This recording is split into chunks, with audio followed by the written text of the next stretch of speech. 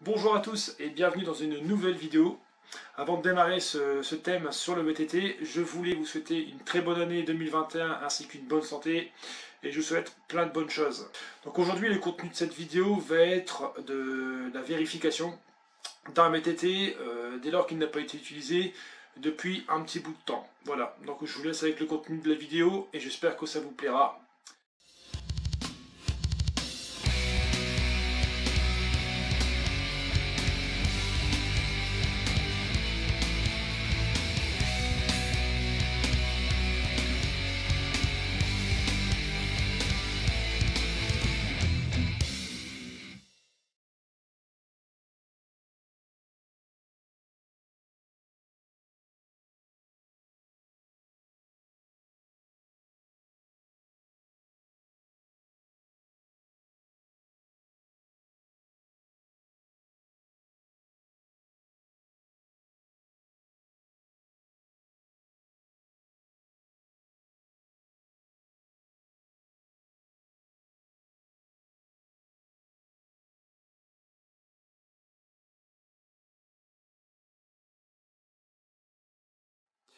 Alors sur le poste de pilotage, on devra déjà vérifier pour commencer les vis de la potence. Donc là en l'occurrence il y en a deux. On devra vérifier si les vis sont tout simplement bien serrées au couple constructeur. Donc généralement c'est marqué sur la potence, bon là en l'occurrence ça n'est pas marqué mais généralement c'est quand même inscrit. Si c'est pas inscrit sur le produit en lui-même, ça sera forcément inscrit dans sa notice de montage. Alors pour finir, on viendra contrôler le jeu de direction. Il se situe ici. Donc ici et une partie un peu plus bas qu'on ne voit pas sur la vidéo, mais tout au moins déjà cette partie-là.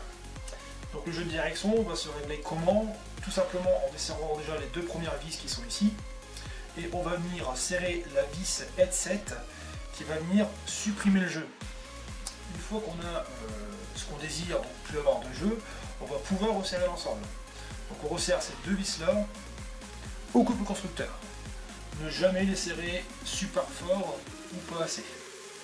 Pareil, quand vous serrez vos vis, vous devez les serrer un coup là, un coup là. Jamais celle-là en premier ou jamais celle-là en premier. Sinon vous risquez de casser soit vos vis ou éventuellement, si vous avez un pivot carbone, le pivot, quoi.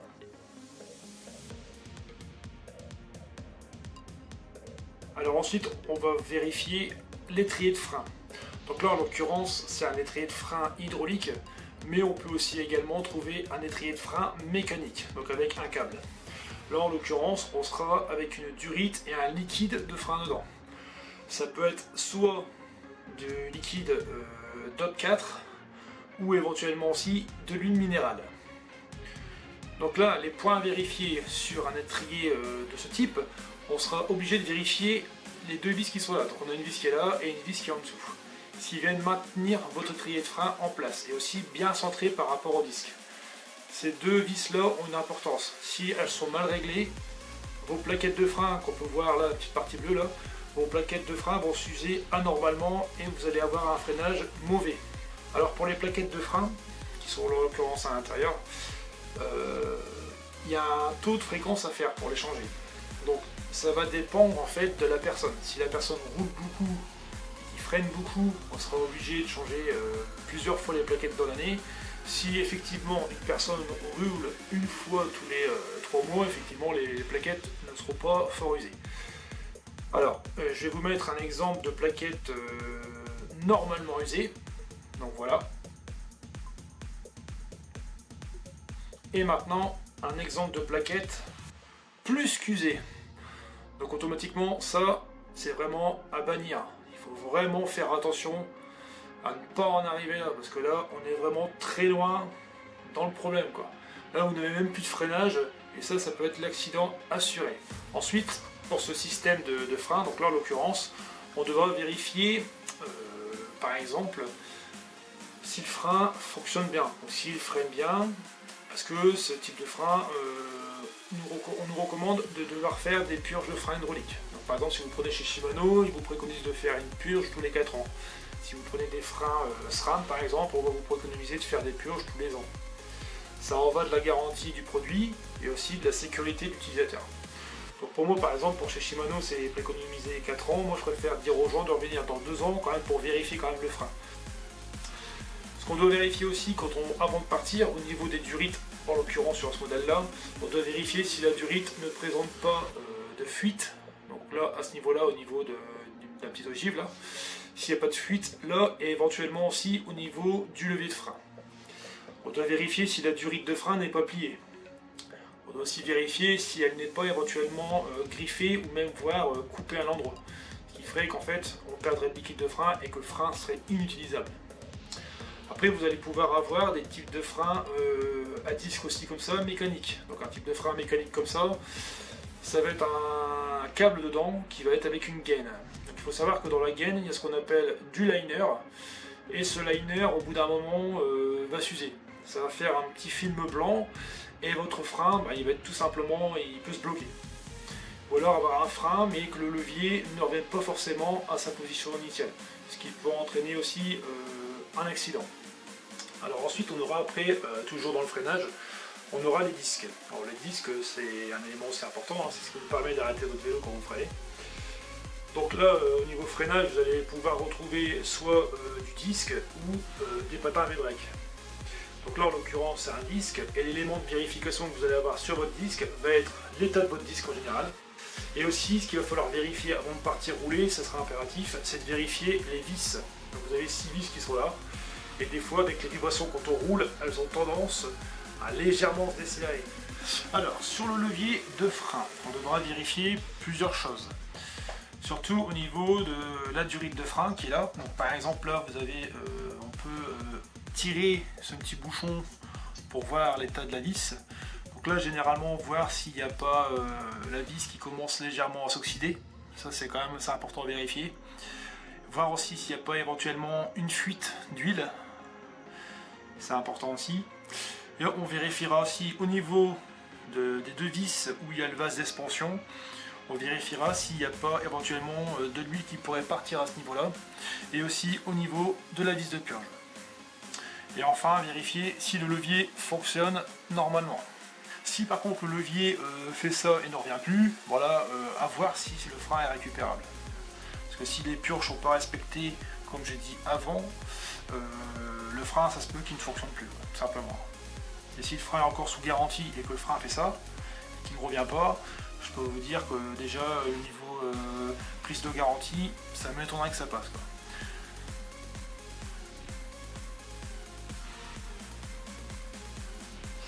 Alors, pour la transmission, il y a quand même pas mal de choses à vérifier.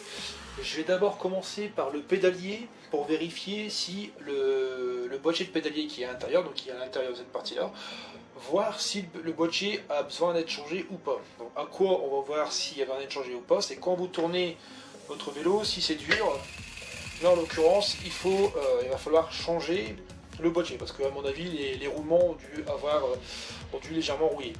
Après, on peut aussi vérifier l'état d'un boîtier de pédalier tout simplement en le faisant bouger comme ça. C'est-à-dire qu'on fait bouger les manivelles, et si on s'aperçoit qu'il y a du fort jeu entre les deux manivelles, ça veut dire que les roulements sont aussi également usés et il faudra remplacer le boîtier.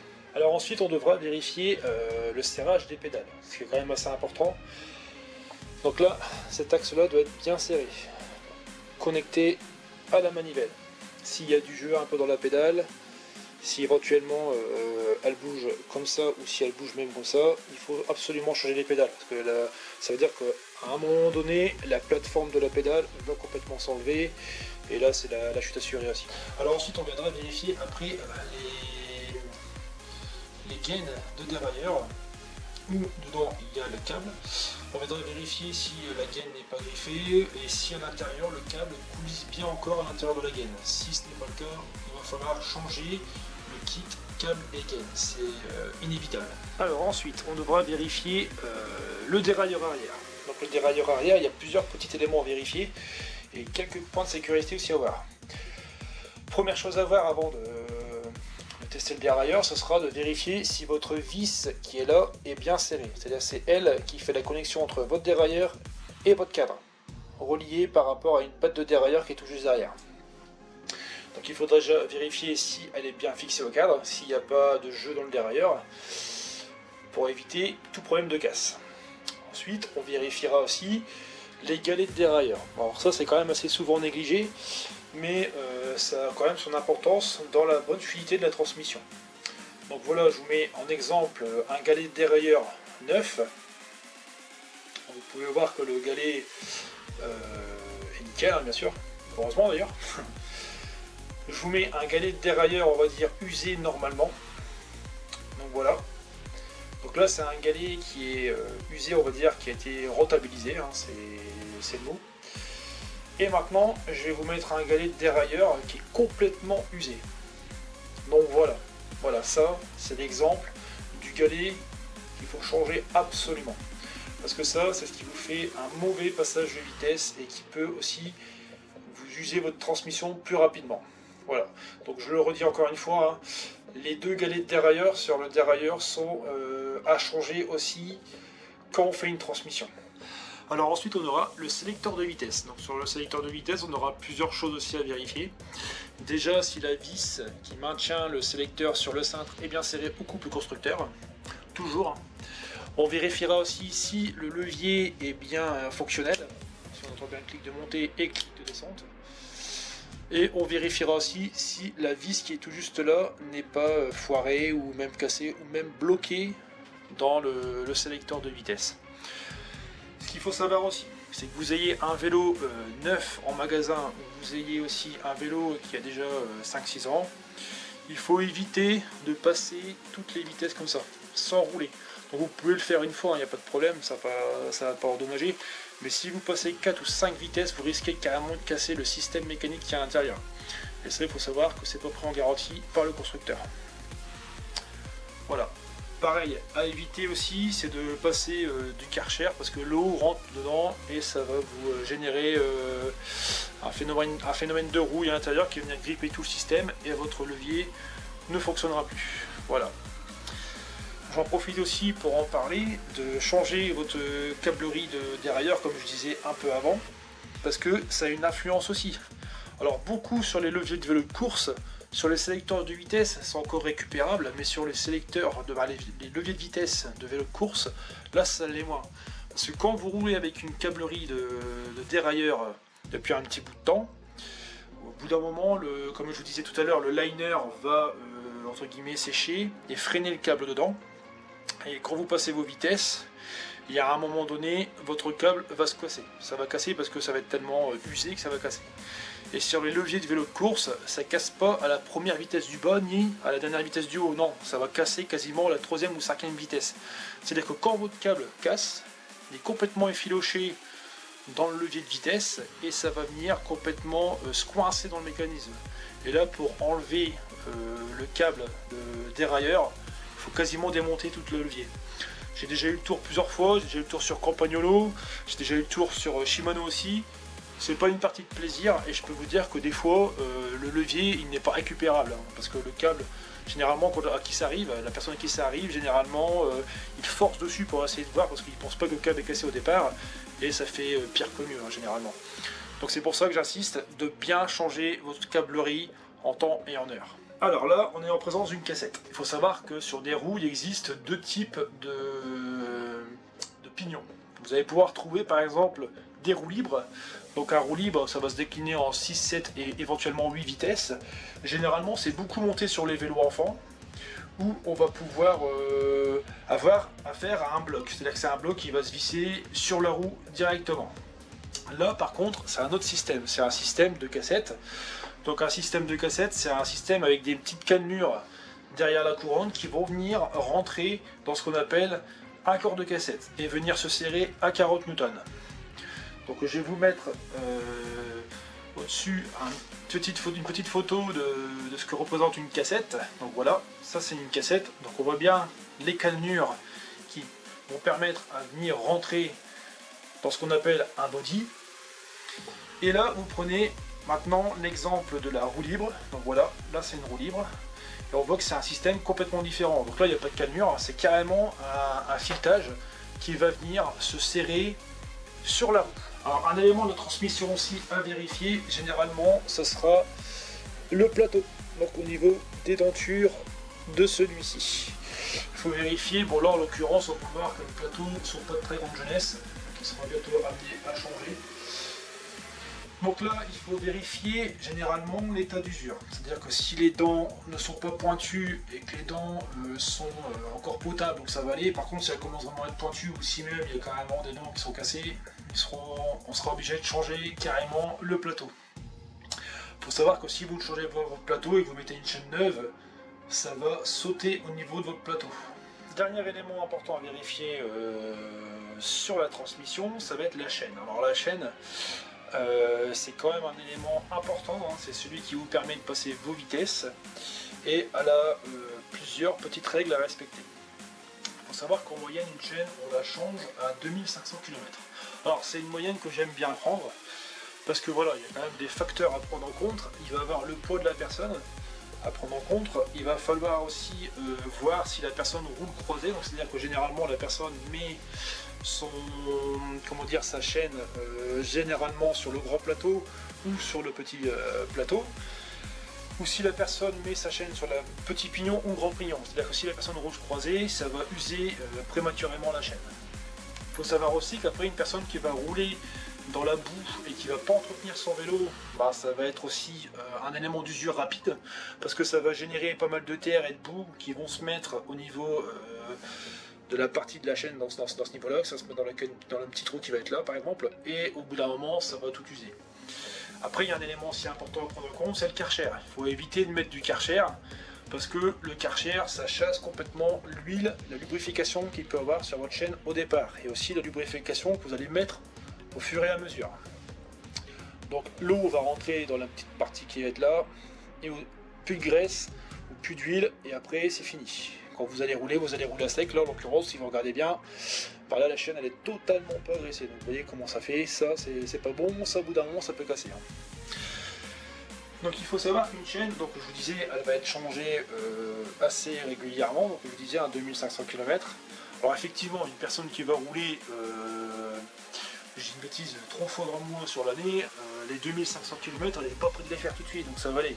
Par contre, une personne qui fait de la compétition, une personne qui roule beaucoup, lui sera à même à changer sa chaîne plus souvent.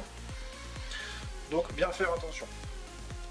Après, ce qu'il faut aussi éviter, parce que j'ai pas mal de clients qui me font des retours en magasin, c'est au moment du nettoyage de la chaîne. Donc là, nettoyage de la chaîne, moi généralement, j'utilise toujours un dégraissant prévu à cet effet. Il ne faut pas utiliser par exemple de l'essence ou du gasoil pour nettoyer ça. Alors effectivement, votre chaîne va être nickel, hein, il n'y aura pas de problème. Elle va revenir à la limite comme ça quand elle va être finie, il n'y a pas de problème, mais le problème qui se pose, c'est que la lubrification qui est faite à cœur, il n'y aura plus rien du tout dessus. Donc quand vous allez lubrifier votre chaîne, vous allez uniquement la lubrifier en surface et au bout d'un moment, elle pourra casser, quoi, simplement. Donc bien faire attention. Après c'est pareil, quand vous lubrifiez votre chaîne, il ne faut pas oublier que c'est un élément qui permet déjà de faire la fluidité dans vos passages de vitesse, mais qui aussi protège votre chaîne en cas de corrosion. Voilà, parce que si vous roulez et que vous ne mettez pas d'huile sur votre chaîne, au bout d'un moment la chaîne va être complètement rouillée. Alors moi j'en ai déjà vu des gens qui me remettent des vélos en magasin qui ont laissé leur vélo quasiment un an dehors, et le vélo a malheureusement subi les intempéries, et après la chaîne elle est généralement complètement rouillée tout simplement. Ça, après il faut tout changer. Pareil, un autre élément que je voulais aussi vous dire, quand vous allez en bord de mer, n'allez jamais rouler quand la mer se retire. Donc sur les bancs de sable qui vont être assez durs, n'allez pas rouler. Parce qu'il faut savoir que déjà, l'air marin, ça a tendance à ronger les pièces de vélo dans ce cas-là. Et si vous roulez avec de l'eau de mer, s'il y a de l'eau de mer qui vient se mettre sur votre chaîne et que vous ne l'enlevez pas, je peux vous dire qu'en une semaine, la chaîne elle est complètement rouillée. Moi j'ai déjà vu le tour, j'ai déjà vu des gens qui m'avaient acheté des vélos en magasin, ils sont partis 15 jours à la mer, ils sont revenus, le vélo, on avait l'impression que ça faisait 10 ans qu'il était dehors. Donc il faut bien faire attention à ce niveau-là.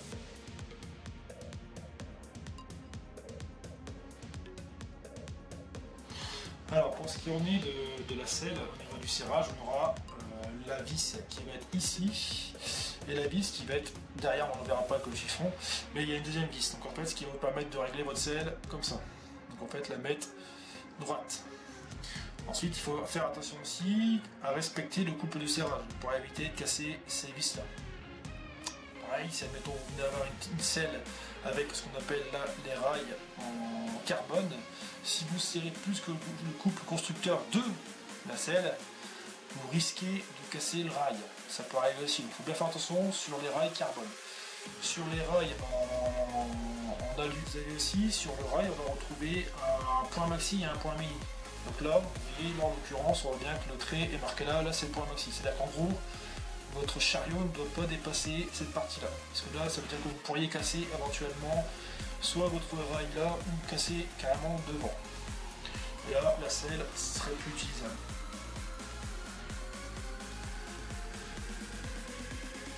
Alors au niveau des accessoires, par exemple là au niveau des roues, il y aura plusieurs choses à vérifier. Déjà au niveau des rayons. Donc là on a un très bon exemple. On s'aperçoit qu'il y a déjà un rayon cassé. Donc là ça voudra dire qu'il faudra changer le rayon. Il ne faut pas partir rouler comme ça parce que là votre roue elle va complètement osciller comme ça et je n'en vois pas l'intérêt. Alors ensuite on devra vérifier le pneumatique. Donc le pneumatique que ce soit avant ou arrière, il faudra vérifier les deux. Donc, que doit-on vérifier? On doit vérifier déjà si la bande de roulement est encore potable. Donc là en l'occurrence on s'aperçoit que la bande de roulement commence à être sacrément usée. Donc il faudra changer le pneumatique. Si votre vélo est resté pendant pas mal de temps au garage et que vous remontez, il faudra aussi également vérifier deux choses. Dans la roue, il faudra vérifier la chambre à air si elle n'est pas poreuse, qui pourrait éventuellement amener à la crevaison ou même voire plus gonfler. Vérifiez aussi ce qu'on appelle le fond de jante. Donc le fond de jante, c'est le morceau de plastique qui va être en contact entre votre jante et votre chambre à air. S'il n'y en a pas, généralement, vous êtes amené à crever. Quand vous prenez une roue, généralement, il y a des trous qui sont percés dedans pour pouvoir passer les têtes de rayon. Si vous ne mettez pas de fond de jante dedans, la chambre à air va s'engouffrer dans le trou. Et comme généralement, c'est pas, bien travaillé après le trou de la jante, s'il reste un peu de limaille ou si c'est mal ébavuré, c'est crevaison assurée. Sur les jantes aussi, ce qu'on pourra faire pour vérifier si au niveau de notre moyeu qui est tout juste derrière la cassette là, voir si il n'y a pas de jeu au niveau des roulements. Donc on pourra éventuellement prendre notre trou comme ça et venir la faire bouger soit sur le pied ou soit même au sol, en faisant comme ça, voir si la roue présente un jeu. Si elle présente un jeu, il faudra démonter la cassette et venir faire ce qu'on appelle le contre-écrou de la roue pour venir enlever ce jeu-là. Voilà, cette vidéo est à présent terminée, j'espère qu'elle vous aura plu. Si elle vous a plu, comme d'habitude, je vous invite à vous abonner et à mettre un petit pouce bleu, ça fait toujours plaisir. Et avant de terminer cette vidéo, je voulais remercier les gens qui visionnent mes vidéos et aussi aux personnes abonnées. Et je vous dis à très bientôt dans une nouvelle vidéo.